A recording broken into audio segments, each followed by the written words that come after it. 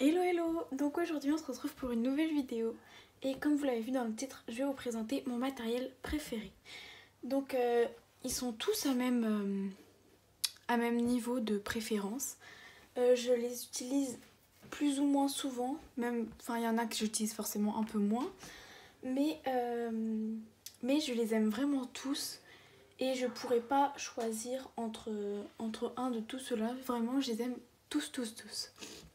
Donc d'abord, je tiens à préciser que je ne fais pas du tout cette vidéo pour me vanter du matériel que j'ai.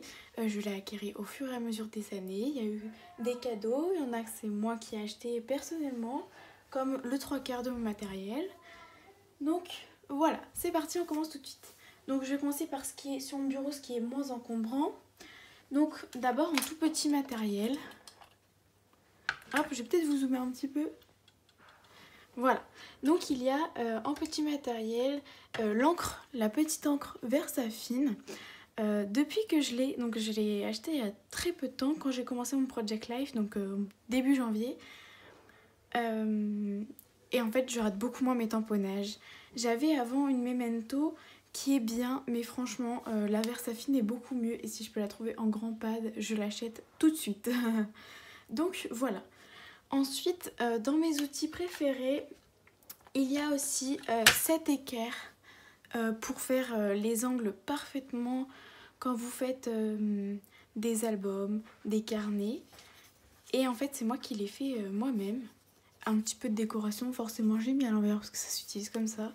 Et c'est top et ça coûte rien, c'est juste de la récup. Ensuite, comme autre outil favori, j'ai celui-là.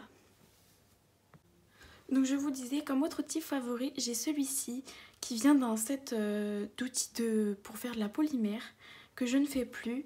Et en fait, je l'utilise pour le poinçon qui est top. Et pour ça, en fait, ça sert à écheniller.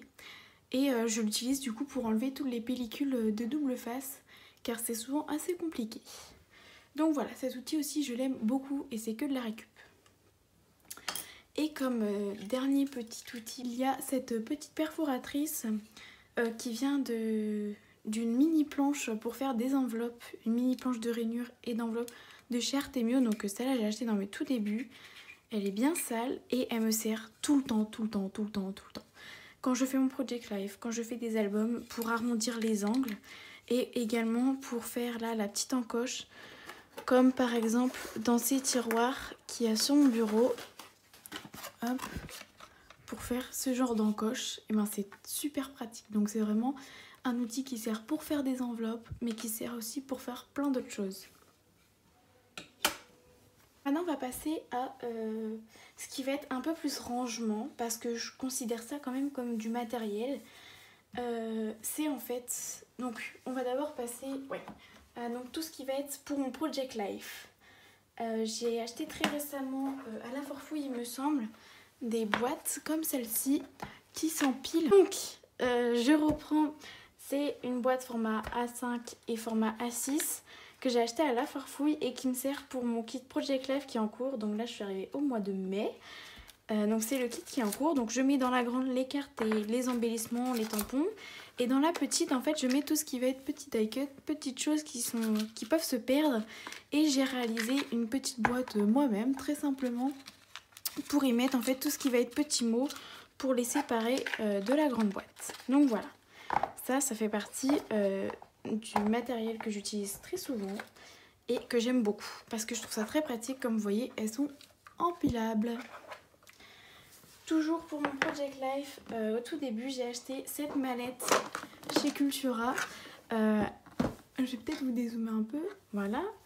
Elle est super pratique celle-là parce que en fait je mets donc mon petit matériel, donc ce qui va être encre, ciseaux, crayon gris, colle. Et en fait après je stocke tout ce que j'ai eu dans mes kits. Comme ça quand je fais mon Project Live je prends cette boîte avec moi et j'ai tout ce qu'il faut. Donc j'ai encore des cartes, des stickers, etc. Et c'est super pratique justement de pouvoir compartimenter et de pouvoir après regrouper tout dans cette même boîte. Et en fait avant que j'achète ces boîtes là à la Forfouille, je mettais directement dedans. Mais c'est vrai que c'est plus facile d'avoir notre kit en cours à part et après avoir le reste du petit matériel. Enfin, ça m'empêche pas d'aller venir prendre des tampons, des cartes d'un kit du mois précédent comme des die cuts. Enfin, ça m'empêche vraiment pas. Et je trouve ça super pratique. Elle se ferme, elle a une petite poignée. Elle est grande hein, quand même. Et j'ai acheté à Cultura pour allez, 7 € à tout casser. Donc voilà, ça fait partie du coup de mon matériel préféré. Et comme je vous dis, je fais du Project Life depuis cette année. Et donc mon matériel préféré pour le Project Life, c'est les kits Project Life de la boutique Dans mes pochettes. Ils sont vraiment super complets. Et pour vous dire, je pense même me réabonner pour l'année prochaine. Donc voilà pour tout ce qui était la partie Project Life. Maintenant on va passer vraiment à la partie outillage un peu plus en. Premièrement, je vais vous parler tout ce qui va être massicot et règles. Je vous ferai une vidéo plus détaillée sur... j'ai plusieurs massicots et pourquoi je les utilise. Donc tout d'abord, j'ai cette guillotine de la marque We Are Memory Keepers. Et cette guillotine, elle me sert quand je fais mon Project Life, mais quand je fais des projets scrap.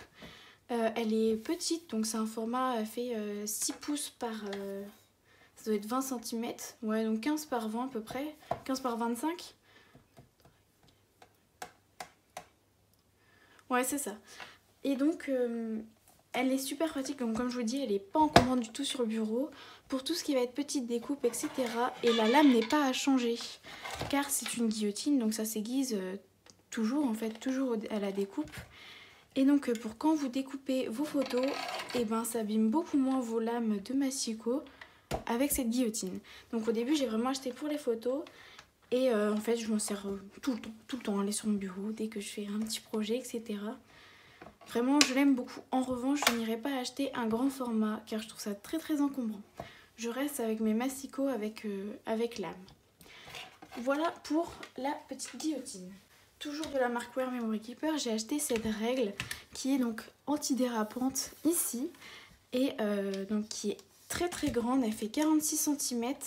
Donc elle est en centimètres et en pouces. Vous verrez pas grand chose avec le motif du bureau. Et ce que j'aime beaucoup aussi, c'est ces petits je sais pas comment ça s'appelle, hein. Ces petits marqueurs, on va dire ça comme ça, qui permettent en fait quand vous faites des mesures à la chaîne de les garder en tête, de les garder au bon endroit et juste avoir se référer à ça.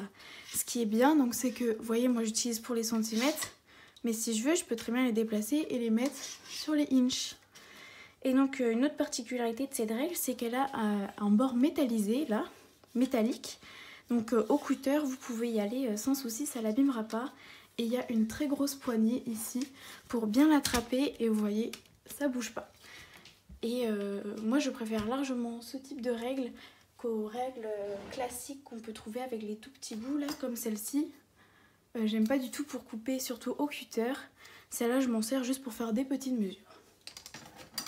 Donc voilà, et ça coûte à peu près, je crois que c'est 16 €, quelque chose comme ça. Mais c'est vraiment un très bon investissement.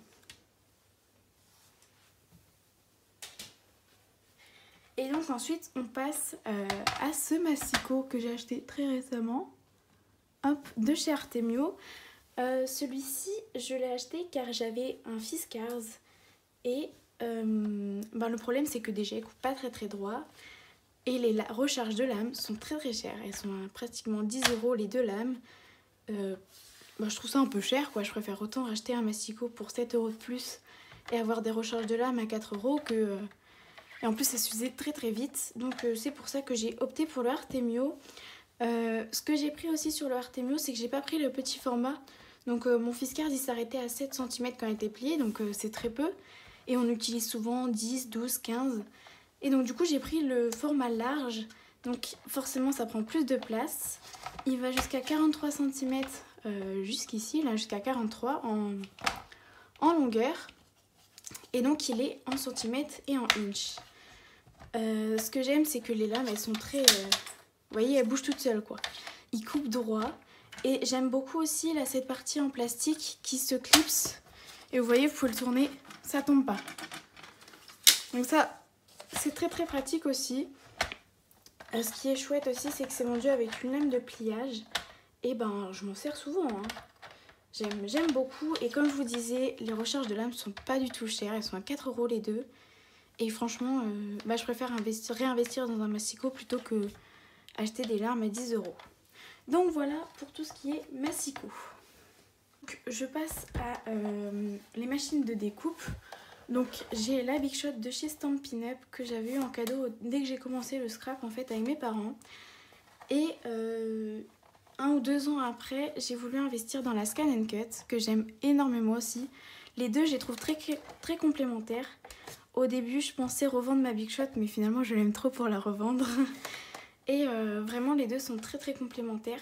Ce que vous pouvez pas faire avec la Big Shot, vous pouvez faire avec la Scan & Cut. Et puis, il y a quand même des petites choses que vous voulez faire vous-même avec la Big Shot. Des petites découpes très simples. Donc voilà, c'est vraiment aussi une des machines que j'aime beaucoup beaucoup. Je l'utilise très régulièrement comme la Scan & Cut, mais c'est sûr que la Scan & Cut, il faut la brancher. Mais ce qui est pas mal avec la Scan & Cut, c'est qu'on n'a pas forcément besoin d'un ordinateur. C'est sûr, vous pouvez faire plus de choses si vous avez un ordinateur, mais vous avez déjà des motifs de base intégrés comme des ronds, des carrés, des cercles, bah oui c'est des ronds, des étoiles, etc. Et je pense que quand on achète la Big Shot, on se rend pas compte que les dies, il va falloir investir beaucoup. Et c'est vrai que la Scan & Cut permet justement de pas forcément avoir à investir autant dans des dies très simples comme des ronds et de pouvoir avoir des différents au millimètre prix. Bref, donc voilà pour ce qui est machine de découpe, c'est ce que j'aime aussi énormément. La Cinch, celle-là je l'ai achetée l'an dernier, janvier dernier, et j'ai fait énormément de projets avec. Elle est super chouette parce que déjà elle se range très facilement, elle n'est pas du tout encombrante. Et ce qui est super cool aussi, c'est qu'en fait au niveau là des petits picots, on peut vraiment faire de différentes possibilités. Il y a plein de façons de faire. Et au début, c'est sûr que c'est un investissement aussi, mais vous pouvez faire énormément de choses. Tous mes carnets, je les fais comme ça. Mes mini-albums, le dernier, hop, je vous le montre. Dans une prochaine vidéo, je vous ferai un tutoriel pour faire une petite boîte pour le ranger. J'ai fait avec. Si vous n'avez pas d'anneau de reliure comme ceci sous votre main, vous pouvez prendre un anneau de cinch, en couper juste un, ça fait le job aussi. Vraiment, je l'aime beaucoup, beaucoup, beaucoup. J'ai fait craquer d'ailleurs une copinette qui passera sûrement par là. Laetitia, je te fais de gros bisous et je crois qu'elle l'adore aussi comme moi. On peut faire des millions et des millions de choses, des millions d'albums différents. On peut faire... vraiment, il y a d'infimes possibilités. Et ce qui est super chouette aussi, c'est que les anneaux, il y en a de plein de couleurs. Il y a des blancs, des argentés, des rose gold, des noirs. Et ça permet vraiment d'habiller un album. Donc là, je vais sûrement mettre après des décorations, mais c'est pas le sujet de la vidéo. Mais ça peut vous montrer que il y a tellement de possibilités. Ce qui est chouette aussi, c'est que vous avez la règle là qui bouge. Donc si vous faites des grandes perforations, par exemple sur une page 30-30, et après vous pouvez décaler là, et avec un petit bitonio là qu'il y a sur le côté, pouvoir reprendre vos perforations pour qu'il y en ait sur tout le long. Donc voilà, ça c'est super chouette aussi. Elle est très facile à prendre en main, franchement il n'y a pas de... moi j'ai jamais trouvé de problème entre guillemets. Après oui, au début il faut comprendre la réglette, etc. Faut faire des tests avant, mais c'est comme tout. Donc voilà, celle-là aussi je l'affectionne énormément. La vidéo vous aura plu. Maintenant vous savez un petit peu quel matériel je préfère. Et si vous avez du matériel, vous voulez voir des démos, etc. Dites-le moi dans les commentaires, je serai ravie de les faire. Bon, je pense que ma vidéo est terminée. Je vous dis à très bientôt pour une nouvelle vidéo. Ciao!